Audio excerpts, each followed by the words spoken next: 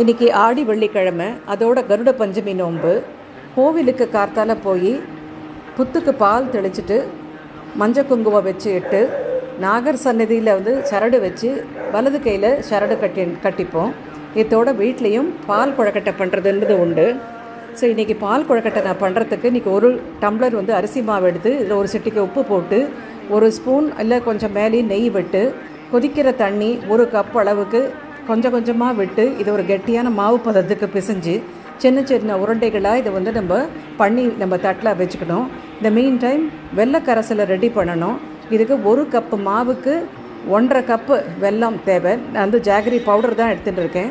இதை கரையை விட்டுட்டு இதை வடிகட்டி இதை ஆற விட்டு வச்சுக்கணும். சூடான பாலில் இது போட்டாக்க பால் திரிஞ்சு போயிடும் வெள்ளை கரைசல்.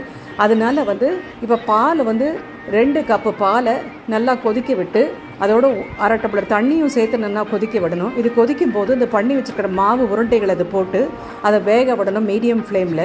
இது வெந்துடுத்துன்னு எப்படி தெரியும்னாக்க இது மேலாக எழும்பி வரும். இந்த ஸ்டேஜில் இப்போ வெள்ளை கரைசல் ஆறின வெள்ளை கரைசலை விட்டு ஒரு கொதி வந்ததும் ஒரு 1/2 கப்பு தேங்காய் பாலையும் இதை மேலாக விட்டு இது கொதி வர ஸ்டேஜில் இதை ஆஃப் பண்ணிடணும். போகணுன்னா நம்ம முந்திரி பருப்பு தாளித்து கொட்டிக்கலாம். நான் அதெல்லாம் பண்ணல. இது இப்போ ரெடி. இது